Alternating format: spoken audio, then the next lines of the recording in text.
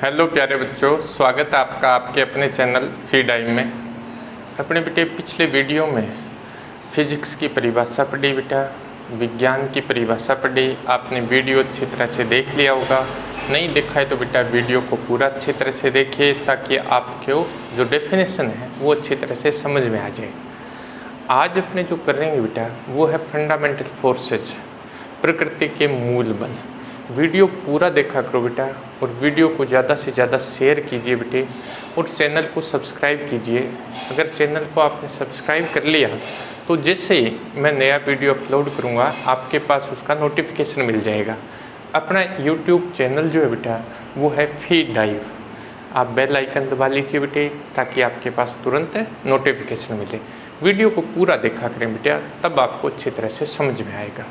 आज का वीडियो जो है वो अपने कर रहे हैं फंडामेंटल फोर्सेज, प्रकृति के मूल बल। प्रकृति के मूल बलों का मतलब क्या है बेटा? क्या है मूल बल? यानी जितने भी प्राकृतिक घटनाएं हैं, इन प्राकृतिक घटनाओं को कवर करने वाले या ये जो प्राकृतिक घटनाएं जिन बलों के अंतर्गत होती है बेटा, उन बलों को क्या कहते हैं? प्रकृति के मूल बल कहते हैं। यानी प्रकृति में होने वाली सभी घटनाओं को नियंत्रित करने वाले जो बल हैं, उन बलों को क्या कहते हैं? प्रकृति के मूल बल कहते हैं। प्रकृति के मूल बल क्या है बेटा?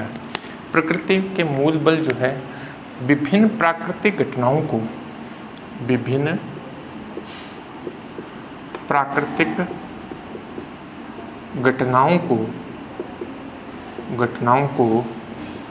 नियंत्रित करने वाले, या जिनके द्वारा ये घटनाएं होती है, नियंत्रित करने वाले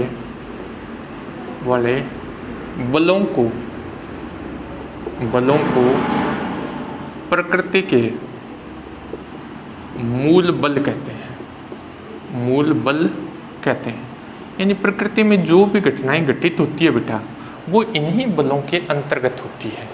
इनके अलावा और कोई बल नहीं होते हैं। ये कितने प्रकार के होते हैं? प्रकृति के जो मूल बल हैं या फंडामेंटल फोर्सेज जो हैं वो 4 प्रकार के हैं बेटे।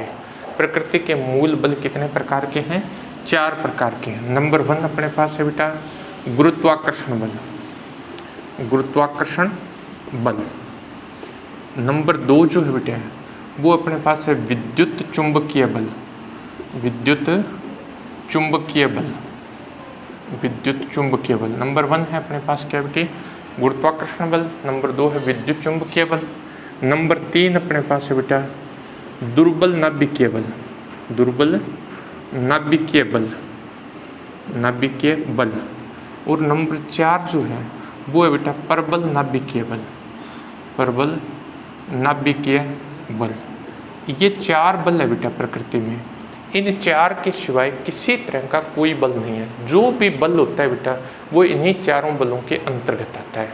यानी प्रकृति में जितनी भी घटनाएं घटित होती है वो सारी की सारी घटनाएं जो है बेटा वो इन 4 बलों के अंतर्गत होती है। एक छोटी सी बात बता देता हूँ बेटा मैं आपको। आपके यहाँ ये किस तरह से समझ में आता है, या थोड़ा बहुत आपके समझ में नहीं भी आए तो यहाँ आपको पैनिक होने की ज़रूरत नहीं है। किसी तरह से घबराने की आवश्यकता नहीं है। ये अपना स्टार्टिंग पॉइंट है बेटा। स्टार्ट में हो सकता है थोड़ी सी दिक्कत हो, क्योंकि ये जो अपने 4 बल लिखे हैं इनकी पूरी डिटेल स्टडी अपने आगे करते जाएंगे। जैसे गुरुत्वाकर्षण बल है, गुरुत्वाकर्षण का अपने पास पूरा चैप्टर है 11th में। वो पूरा चैप्टर जब करेंगे तब अपने को अच्छी तरह से गुरुत्वाकर्षण समझ में आ जाएगा बेटा। विद्युत चुंबकीय बल जो है, ये विद्युत चुंबकीय बल विद्युत बल तथा चुंबकीय बल है। तो ये अपने 12वीं क्लास में विद्युत यानी विद्युत से संबंधित अपने पास पूरा लेसन है, स्थिर विद्युत की है, जिसके अंतर्गत अपने पूरा विद्युत बल ही पढ़ेंगे बेटा, तब आपको अच्छी तरह से समझ में आएगा। इसी तरह से चुंबकीय बल जो है, चुंबकीय बल के बारे में पूरी डिटेल पढ़ेंगे चुंबक के बारे में 12वीं क्लास में। तब पूरी डिटेल जब पढ़ेंगे तब अच्छी तरह यहाँ अपने को इनको समझना है कि ये है क्या चीज़। इसी तरह से दुर्बल नाभिकीय बल 12th क्लास में पढ़ेंगे। प्रबल नाभिकीय बल अपने 12th क्लास में पढ़ेंगे बेटा। तब पूरी डिटेल स्टडी करेंगे, फिर अपने कुछ नहीं रहेगा। यहाँ अपने को सिर्फ समझना है कि ये क्या है और प्रकृति में इनका क्या महत्व है बेटा। अपने पास गुरुत्वाकर्षण बल की बात करें बेटा। गुरुत्वाकर्षण बल होता क्या है बेटा? सबसे पहले अपने पढ़ेंगे बेटे गुरुत्वाकर्षण बल। गुरुत्वाकर्षण बल क्या है? यह दो द्रव्य कणों के मध्य लगने वाला आकर्षण बल होता है बेटा। यह दो द्रव्य कणों के मध्य लगने वाला आकर्षण बल है। यह दो द्रव्य कणों के मध्य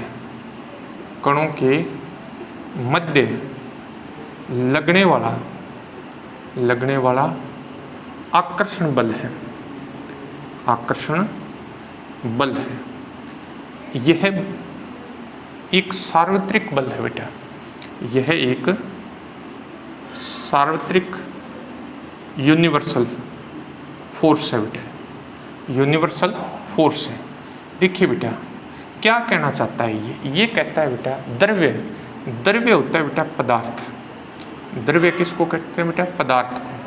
यानी वो पदार्थ जिसका द्रव्यमान हो। यानी दो द्रव्य कण, दो द्रव्यमान युक्त कोई भी वस्तु जो है, उन वस्तुओं के मध्य क्या लगता है? आकर्षण बल लगता है। और उसी आकर्षण बल का नाम क्या है? गुरुत्वाकर्षण बल है। यह पूरे ब्रह्मांड में पाया जाता है, इसलिए इसको यूनिवर्सल फोर्स बोलते हैं बेटा, सार्वत्रिक बल कहते हैं। जैसे ये दोनों अपने पास पेन है, इन दोनों ही पेनों में द्रव्यमान है, तो ये दोनों ही एक दूसरे को क्या कर रहे हैं? आकर्षित कर रहे हैं। तो ये एक दूसरे को आकर्षित कर रहे हैं किसकी वजह से? अपने द्रव्यमान की वजह से।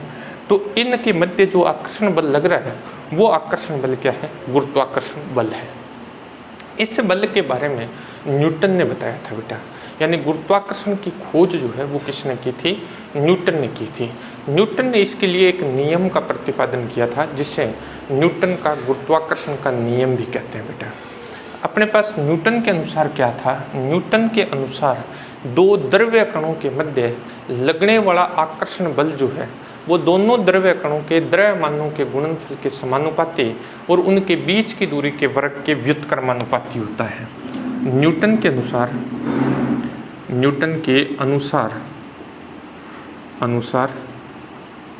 दो द्रव्य कणों के मध्य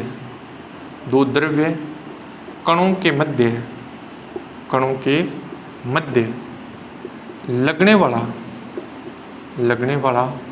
आकर्षण बल उनके द्रव्यमानों के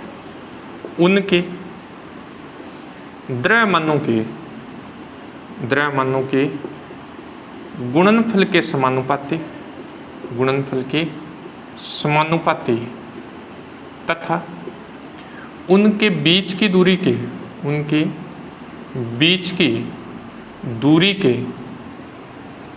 के वर्ग के व्युत्क्रमानुपाती होता है। ये न्यूटन का नियम था बेटा। किसके लिए? गुरुत्वाकर्षण के लिए। न्यूटन ने बताया कि दो द्रव्य कणों के मध्य लगने वाला जो आकर्षण बल है बेटा वो उनके द्रव्यमानों के गुणनफल के तो समानुपाती होता है बेटा, और उनके बीच की जो दूरी होती है उस दूरी के वर्ग के क्या होता है? व्युत्क्रमानुपाती होता है। तो न्यूटन के अनुसार अपने पास क्या आ जाएगा बेटा? अपने ये मान लें कि अपने पास m1 और m2 द्रव्यमान के दो पिंड है बेटा। एक m1 द्रव्यमान का पिंड है बेटा, एक m2 द्रव्यमान का है, और इन दोनों के बीच की जो दूरी है बेटा वो r है। तो न्यूटन के अनुसार इनके मध्य लगने वाला जो आकर्षण बल है, एक बात तो उसने बताई कि वो आकर्षण बल इनके द्रव्यमानों के गुणनफल के समानुपाती होता है। तो F इज प्रोपोर्शनल टू अपने पास क्या आ गया? m1 m2 आ गया बेटा। दूसरी बात इसने बताई कि ये इनके बीच की दूरी के वर्ग के व्युत्क्रमानुपाती होता है। तो F is proportional to 1/r² आ गया बेटा। ये अपने पास समीकरण नंबर 1, ये समीकरण नंबर 2। समीकरण 1 व 2 से बेटा, समीकरण 1 व 2 से, 1 और 2 से F इज प्रोपोर्शनल टू अपने पास आ जाएगा m1 m2/r²। तब अपने पास आ जाएगा बेटे F इज इक्वल टू, जब समानुपाती को बराबर में बदलते हैं बेटा तो एक नियतांक आ जाता है बेटा। तो अपने पास आ जाएगा g m1 m2/r²। समीकरण नंबर आ गया बेटा 3। ये अपने पास दो द्रव्य कणों के मध्य लगने वाला आकर्षण बल का फॉर्मूला आ गया बेटा। दो द्रव्य कणों के मध्य लगने वाले आकर्षण बल का ये अपने पास सूत्र हो गया बेटा। F इज इक्वल टू अपने पास होता है बेटा G(m1m2) बटा r²। G एक समानुपाती नियतांक है, G एक समानुपाती नियतांक है, एक समानुपाती नियतांक है, G एक समानुपाती नियतांक है जिसे ये ध्यान रखना बेटा सार्वत्रिक गुरुत्वाकर्षण नियतांक कहते हैं बेटा, नियतांक कहते हैं। इसका मान जो है बेटा 6.67 गुणा 10⁻⁻11 न्यूटन मीटर स्क्वायर प्रति किलोग्राम स्क्वायर है। इस G की जो वैल्यू है बेटा वो अपने पास है 6.67 गुणा 10⁻⁻11 न्यूटन मीटर स्क्वायर प्रति किलोग्राम स्क्वायर है। अब देखो बेटा इसको सार्वत्रिक गुरुत्वाकर्षण नियतांक क्यों कहते हैं? यूनिवर्सल ग्रेविटेशनल कांस्टेंट बोलते हैं बेटा। इसको यूनिवर्सल कांस्टेंट क्यों कहते हैं या सार्वत्रिक गुरुत्वीय नियतांक इसको क्यों कहते हैं? इसका कारण ये बेटा कि इसका मान पूरे ब्रह्मांड में एक समान है। पूरे ब्रह्मांड में इसका मान कहीं भी जाइए, आप चंद्रमा पे चले जाएं इसका मान यही रहेगा, आप बुध पे चले जाएं इसका मान यही रहेगा, पृथ्वी पर अपने पास यही मान है। यानी इसका मान स्थान, समय, ताप, दाब आदि से प्रभावित नहीं होता है, इसलिए इसको यूनिवर्सल ग्रेविटेशनल कांस्टेंट कहते हैं बेटा। अपने पास क्या है बेटे, इसका मान ज्ञात किया था हेनरी कैवेंडिश ने भी ज्ञात किया था, वो अपने देखेंगे बाद में। लेकिन अपने पास अभी ये जो है इसकी जो वैल्यू है वो 6.67 गुणा 10⁻⁻11 न्यूटन मीटर स्क्वायर प्रति किलोग्राम स्क्वायर एक कांस्टेंट क्वांटिटी है, पूरे ब्रह्मांड में नियत रहता है, इसलिए इसको यूनिवर्सल ग्रेविटेशनल कांस्टेंट कहते हैं। तो ये है बेटा अपने पास गुरुत्वाकर्षण बल, यानी दो द्रव्य कण जिनका द्रव्यमान है बेटा वो एक दूसरे को हमेशा क्या करते हैं, आकर्षित करते हैं, और इसी को क्या कहते हैं, गुरुत्वाकर्षण बल कहते हैं। अब गुरुत्वाकर्षण बल से संबंधित कुछ महत्वपूर्ण तथ्य पढ़ लेते हैं अपने, बाकी ज़्यादा इसमें पैनिक होने की आपको आवश्यकता नहीं है। गुरुत्वाकर्षण से संबंधित महत्वपूर्ण बातें क्या है, गुरुत्वाकर्षण बल के महत्वपूर्ण तथ्य। गुरुत्वाकर्षण बल के महत्वपूर्ण तथ्य क्या है बेटा? गुरुत्वाकर्षण बल के महत्वपूर्ण तथ्य।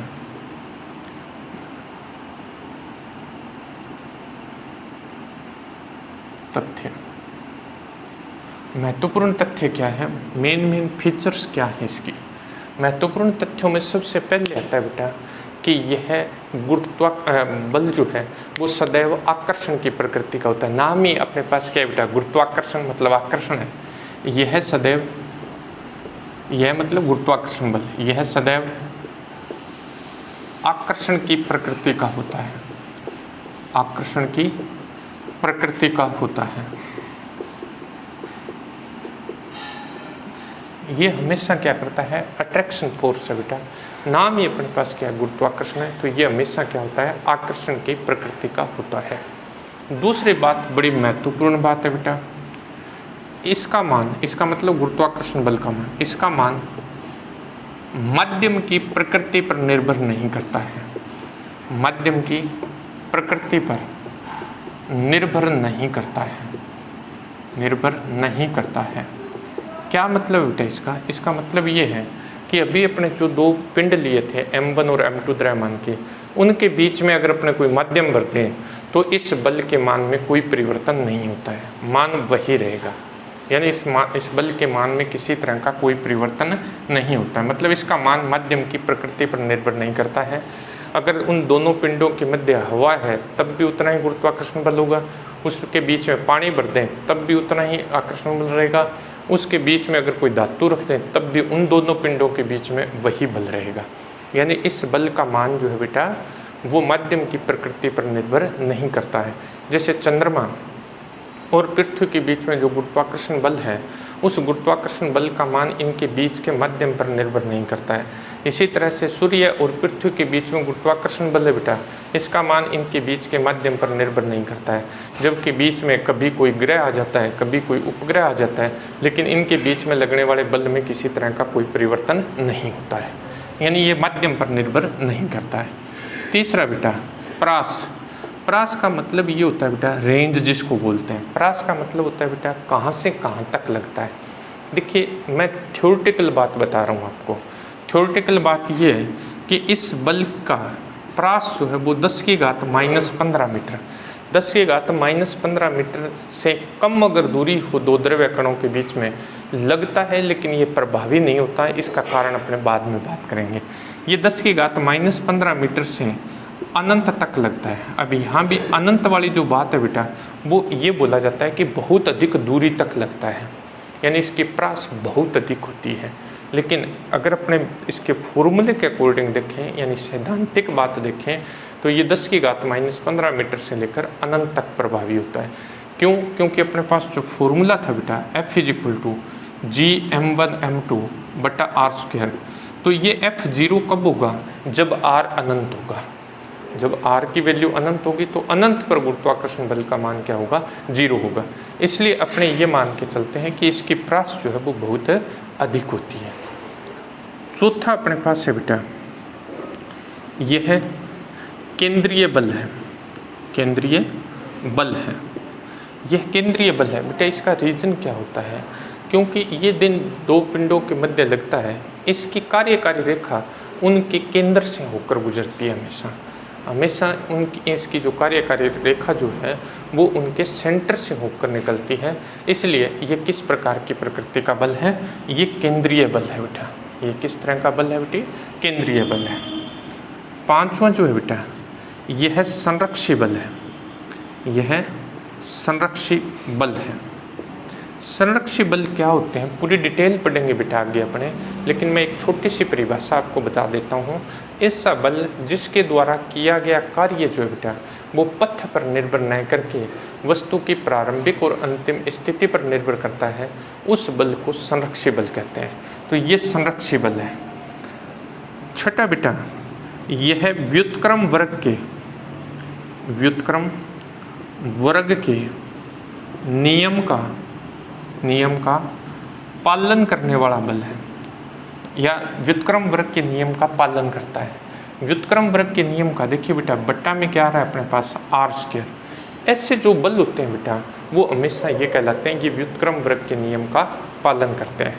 तो ये व्युत्क्रम वर्ग के नियम का पालन करने वाला बल है। एक और बात बता देता हूँ बेटा, जो व्युत्क्रम वर्ग के नियम का पालन करता है वो संरक्षी होता है। तो ये बल अपने पास कैसा बल है? संरक्षी बल है बेटा। तो ये इसकी कुछ महत्वपूर्ण बातें हैं। एक तो अपने पास ये हमेशा आकर्षण की प्रकृति का, एक ये बड़ी इंपॉर्टेंट चीज़ है बेटा कि इसका मान जो है वो माध्यम की प्रकृति पर निर्भर नहीं करता है। प्रास 10⁻⁻15 मीटर से अनंत तक, यानी बहुत अधिक होती है। अनंत आपको हो सकता है किसी बुक में लिखा हुआ न मिले। केंद्रीय बल होता है बेटा, संरक्षी बल होता है, और ये व्युत्क्रम वर्ग के नियम का पालन करता है बेटा। ये गुरुत्वाकर्षण से संबंधित महत्वपूर्ण बातें थी। आप इन बातों को अच्छी तरह से थोड़ा सा याद रखिए बेटा, बाकी ज़्यादा पैनिक होने की यहाँ आपको आवश्यकता नहीं है। नेक्स्ट अपने पास आता है बेटा विद्युत चुंबकीय बल। सेकंड जो अपने पास था बेटा वो अपने पास क्या था बेटे? विद्युत चुंबकीय बल। विद्युत चुंबकीय बल, विद्युत चुंबकीय बल। देखिए बेटा ये अपने पास क्या है? विद्युत चुंबकीय बल। ये दो पार्ट है बेटा, एक विद्युत और एक चुंबक। लेकिन इन दोनों को एक साथ क्यों लिख दिया? इसका कारण क्या है? पहले क्या था बेटा? पहले विद्युत की स्टडी अलग होती थी, चुंबक की स्टडी अलग होती थी बेटा। यानी विद्युत से संबंधित था अपने पास इलेक्ट्रोस्टैटिक, और चुंबक से संबंधित था चुंबकीय। लेकिन बाद में क्या हुआ? बाद में इन दोनों के अंदर रिलेशन फाइंड हो गया बेटा। क्या? एक ओरस्टेड नामक वैज्ञानिक था, ओरस्टेड ने ये बताया था बेटा कि जब अपने किसी तार में धारा प्रवाहित करते हैं तो उसके कारण चुंबकीय क्षेत्र उत्पन्न होता है। मतलब विद्युत क्षेत्र की सहायता से चुंबकीय क्षेत्र उत्पन्न किया जा सकता है। फिर इसी को बेस मानते हुए एक साइंटिस्ट थे बेटे फेराडे और हेनरी। इन्होंने क्या किया? इन्होंने कहा कि जब विद्युत क्षेत्र से चुंबकीय क्षेत्र उत्पन्न हो सकता है तो चुंबकीय क्षेत्र से विद्युत क्षेत्र भी उत्पन्न होना चाहिए। उन्होंने इस बात को प्रूव कर दिया। फेराडे के नियम हैं, वो भी अपने आगे कभी पढ़ेंगे। तो फेराडे के जो नियम थे, या फेराडे ने ये प्रूव कर दिया बेटा कि चुंबक के कारण क्या कर सकते हैं? विद्युत उत्पन्न कर सकते हैं। जब ऐसी स्थिति आई तो ये मान लिया गया कि विद्युत क्षेत्र और चुंबकीय क्षेत्र जो है वो आपस में क्या होते हैं, इंटर रिलेटेड होते हैं, आपस में संबंधित होते हैं। मतलब विद्युत क्षेत्र से आप चुंबकीय क्षेत्र को उत्पन्न कर सकते हो, चुंबकीय क्षेत्र से आप विद्युत क्षेत्र को। तो इसका नाम रख दिया गया बेटा क्या, विद्युत चुंबकीय बल। अब विद्युत बल क्या है और चुंबकीय बल क्या है, दोनों ही बलों के लिए कूलाम ने नियम दिया था बेटा। दोनों ही बलों के लिए किसने नियम दिया, कूलाम ने नियम दिया था। दो स्थिर बिंदुवत आवेशों के मध्य, दो स्थिर बिंदुवत आवेशों के मध्य, बिंदुवत आवेशों के मध्य, आवेशों के मध्य लगने वाले बल को क्या कहते हैं बेटा, विद्युत बल कहते हैं। दो स्थिर बिंदुवत आवेशों के मध्य लगने वाले बल को तो क्या कहते हैं, विद्युत बल कहते हैं। इसी तरह से बेटा दो चुंबकीय ध्रुवों के मध्य लगने वाले बल को, दो चुंबकीय ध्रुवों के मध्य लगने वाला जो बल होता है, लगने वाला बल जो है वो चुंबकीय बल कहलाता है बेटा। दो चुंबकीय ध्रुवों के मध्य लगने वाला जो बल होता है वो क्या कहलाता है, चुंबकीय बल। दो अपने पास क्या है, स्थिर बिंदुवत आवेशों के मध्य जो बल लगता है वो होता है विद्युत बल, और दो चुंबकीय ध्रुवों के मध्य जो बल लगता है वो क्या होता है, चुंबकीय बल। इन दोनों ही बलों के लिए कूलाम ने नियम दिया था बेटा। तो कूलाम ने क्या नियम दिया, अपने वो बात ज्ञात करेंगे बेटे। कूलाम ने क्या बताया, अपने विद्युत बल के बारे में बात करेंगे। दो स्थिर बिंदुवत आवेशों के मध्य लगने वाला आकर्षण या प्रतिकर्षण बल, ये आकर्षण की प्रकृति का भी हो सकता है, ये प्रतिकर्षण की प्रकृति का भी हो सकता है। आकर्षण कब होगा, जब विपरीत प्रकृति के आवेश होंगे, मतलब एक पॉजिटिव होगा और एक नेगेटिव होगा। प्रतिकर्षण कब होगा, जब दोनों आवेश समान प्रकृति के होंगे, मतलब दोनों या तो पॉजिटिव हो या दोनों नेगेटिव हो। तो दो स्थिर बिंदुवत आवेशों के मध्य, दो स्थिर बिंदुवत आवेशों के मध्य लगने वाला आकर्षण या प्रतिकर्षण बल, आकर्षण या प्रतिकर्षण बल उनके परिमाण के, उनके मतलब आवेशों के, उनके परिमाण के गुणनफल के समानुपाती तथा उनके बीच की दूरी के वर्ग के व्युत्क्रमानुपाती होता है। उनके बीच की दूरी के वर्ग के क्या होता है, व्युत्क्रमानुपाती। मतलब दो स्थिर बिंदुवत आवेश है बेटा, उनके मध्य ये जो बल लगता है बेटा, इस बल का मान जो होता है वो दोनों आवेशों के परिमाण के गुणनफल के समानुपाती और उनके बीच की दूरी के वर्ग के व्युत्क्रमानुपाती। मतलब अपने पास ये Q1 आवेश है, एक Q2 आवेश है बेटा, ये A बिंदु पर, ये B बिंदु पर, और इनके बीच की दूरी कितनी है, R है। तब इनके मध्य लगने वाला जो बल है वो F is proportional to Q1 Q2 होगा बेटा, और F is proportional to 1/r² होगा बेटा।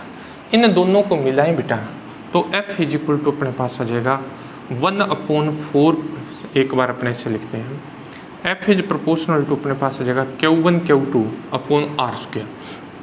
जब इस समानुपाती को बराबर में बदलते हैं बेटा तो एक नियतांक आ जाता है।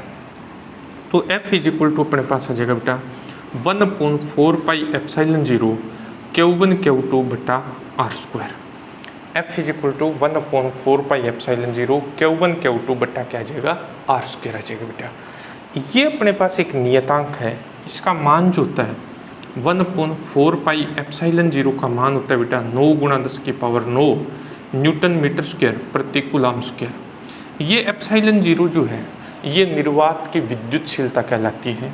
इसका जो मान होता है बेटा वो 8.85 × 10⁻⁻12 कूलाम स्क्वायर प्रति न्यूटन मीटर स्क्वायर होता है।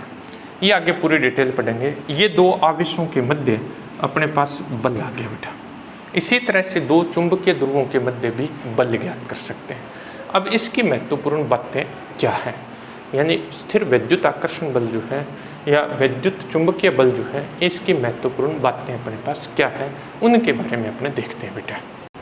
इसमें सबसे पहली बात जो है बेटा वो ये है कि ये बल आकर्षण या प्रतिकर्षण की प्रकृति के होते हैं। महत्वपूर्ण तथ्य लिख रहे हैं अब अपने, महत्वपूर्ण बातों के बारे में बात कर रहे हैं बेटा। नंबर 1, यह है आकर्षण या प्रतिकर्षण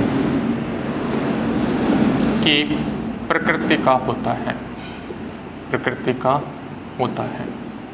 क्या मतलब क्या है बेटा?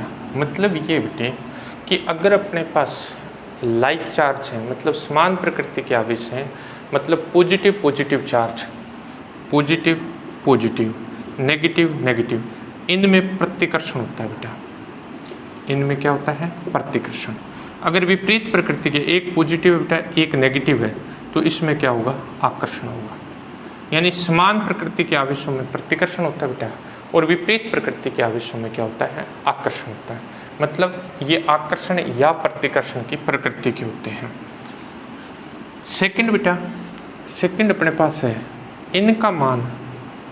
इनका मान माध्यम की प्रकृति पर निर्भर करता है, माध्यम की प्रकृति पर निर्भर करता है बेटा, निर्भर करता है। सिंपल सा मतलब ये जो अभी अपने Q1 और Q2 आवेश लिए थे बेटा, उनके बीच में अगर हवा है तो अलग बल होगा, उनके बीच में पानी भर देंगे अलग बल होगा, उनके बीच में कोई और माध्यम भर देंगे तो बल का मान बदल जाएगा। मतलब ये किस पर डिपेंड करता है? माध्यम की प्रकृति पर निर्भर करता है बेटा। थर्ड बेटा, इनकी जो प्रास होती है बेटा, प्रास जो होगी वो अपने पास 10⁻⁻15 मीटर से, मैं फिर आपको अनंत लिख बताऊंगा बेटा, बुक में कहीं भी आपको नहीं मिलेगा ये, क्योंकि बुक में ये लिखते हैं कि ये इसकी जो अपने पास प्रास होती है वो अधिक होती है, ठीक है। एक्चुअल में अपने फॉर्मूला बेस्ड बोल रहे हैं। F = अपने लिखा था 1/4πε0 Q1 Q2 बटा r²। एक्चुअल में जब दूरी बढ़ जाती है तो इनका कोई अस्तित्व नहीं रहता है, देखिए एक्चुअलिटी है ये। लेकिन अगर सैद्धांतिक बात करें तो जब r का मान अपने पास अनंत होगा तब इस बल का मान 0 होता है। तो अपने ये कहते हैं कि इसकी जो प्रास होती है वो 10⁻⁻15 मीटर से लेकर बहुत अधिक होती है, ये बोल सकते हैं अपने। चौथा बेटा, देखिए एक चीज़ मैंने गुरुत्वाकर्षण बल में मैं भूल गया आपको बताना। गुरुत्वाकर्षण बल जो है वो प्रकृति में पाए जाने वाला सबसे दुर्बल बल है बेटा। गुरुत्वाकर्षण बल जो है वो प्रकृति में पाए जाने वाला सबसे दुर्बल बल है बेटा। लेकिन ये बल जो है वो प्रबल होता है। ये गुरुत्वाकर्षण बल की तुलना में क्या होता है? अधिक प्रबल होता है। कितना होता है वो अपने सारे अनुपात लिखेंगे। यह केंद्रीय बल है, यह केंद्रीय बल है बेटा। पांचवा बेटा, यह संरक्षी बल है। ये अपने पास कैसा बल है? संरक्षी बल है। केंद्रीय बल है बेटा, संरक्षी बल है। और ये अपने पास जो है बेटे, ये व्युत्क्रम वर्ग के नियम का पालन करने वाला बल है, पालन करने वाला बल है। ये क्या है? व्युत्क्रम वर्ग के नियम का पालन करता है। मतलब ये तीनों ही, जैसे अपने पास गुरुत्वाकर्षण बल में विशेषता थी वैसी विशेषता इसकी है बेटा। अब अपने पास क्या है बेटा? इसी तरह से दो चुंबकीय ध्रुवों के मध्य बल लगेगा, वो चुंबकीय बल होगा। अपने विद्युत बल की बात की थी, और उस चुंबकीय बल का जो मान होता है, दो चुंबकीय ध्रुवों के मध्य लगने वाला जो चुंबकीय बल है, ये भी आकर्षण या प्रतिकर्षण, ये सारे जो ये विशेषताएं लिखी है बेटा, ये विशेषताएं अपने विद्युत चुंबकीय बलों की लिखी है, न कि विद्युत बलों की लिखी है। F = अपने पास होता है μ0 m1 m2 बट्टा होता है बेटा 4πr²। ये दो चुंबकीय ध्रुवों के मध्य लगने वाला चुंबकीय बल होता है। ये दो विद्युत आवेशों के मध्य लगने वाला बल होता है। इसे विद्युत बल कहते हैं, इसे अपने चुंबकीय बल कहते हैं। m1 और m2 ध्रुवों की ध्रुव प्राबल्य होती है बेटा, आगे पूरी डिटेल पढ़ेंगे। अब बेटा इन बलों के अंतर्गत देखिए, मैंने 4 नाम बताए आपको, एक गुरुत्वाकर्षण, एक विद्युत चुंबकीय बल, एक दुर्बल नाभिकीय बल और एक प्रबल नाभिकीय बल। देखिए बेटा, 3 को छोड़ दीजिए, गुरुत्वाकर्षण को छोड़ दीजिए, दुर्बल नाभिकीय बल और प्रबल नाभिक। अब इसके अलावा जितने भी प्रकृति में बल हैं वो सारे बल जो हैं वो विद्युत चुंबकीय बल होते हैं। अब कौन से बल? जैसे घर्षण बल है, घर्षण बल लगता है बेटा जब दो पृष्ठ परस्पर संपर्क में होते हैं तो उनके मध्य उनकी गति का विरोध करने वाला एक बल लगता है बेटा, जिसे घर्षण बल कहते हैं। यह घर्षण बल भी विद्युत चुंबकीय प्रकृति का होता है। इसी तरह से अपने क्या किया, किसी टेबल पे बुक रख दी, वो गति नहीं कर रही है, तो घर्षण बल नहीं लगता है। लेकिन जब अपने टेबल पे बुक रखते हैं बेटा तो वो क्या करती है, उस टेबल को नीचे की तरफ दबाती है, दबाती है। टेबल जो है वो उतने ही बल से उस बुक को ऊपर की तरफ धक्का देती है। ये भी किसकी वजह से होता है? विद्युत चुंबकीय बलों के कारण होता है। कैसे बेटा? जब अपने क्या करते हैं, टेबल पे इस तरह से बुक को रखेंगे बेटा तो होगा क्या, इन दोनों के परमाणु एक दूसरे के क्या आते हैं, संपर्क में आते हैं। परमाणु में क्या होता है बेटा, परमाणु में अपने पास एक धनावेशित नाभिक होता है और इसके चारों तरफ विभिन्न वर्ताकार कक्षाओं में इलेक्ट्रॉन चक्रण करते हैं। तो जैसे ही इन दोनों के परमाणु एक दूसरे के संपर्क में आते हैं तो इलेक्ट्रॉन एक दूसरे को प्रतिकर्षित करेंगे, इलेक्ट्रॉन प्रोटॉन एक दूसरे को आकर्षित करेंगे और इस तरह से इनके मध्य क्या होगा, विद्युत बल उत्पन्न हो जाएगा। और यही विद्युत बल जो है वो नीचे की तरफ और ऊपर की तरफ लगने वाले बल के रूप में काम करेगा। तो ये अपने पास क्या है, यानी प्रकृति में बाकी जितने भी बल बच गए बेटा वो सारे के सारे किसके अंतर्गत आते हैं, विद्युत चुंबकीय बलों के अंतर्गत आते हैं, जिनकी विशेषताएं अपने पास ये होती है बेटा। तो ये था बेटा अपने पास क्या, विद्युत चुंबकीय बल। अब अपने पास रह गया बेटा दुर्बल नाभिकीय बल और प्रबल नाभिकीय बल, वो अपने नेक्स्ट वीडियो में करेंगे। आप ये वीडियो बच्चे पूरा देखिए, ज़्यादा से ज़्यादा शेयर कीजिए, चैनल को सब्सक्राइब कीजिए बेटा। थैंक यू बच्चे।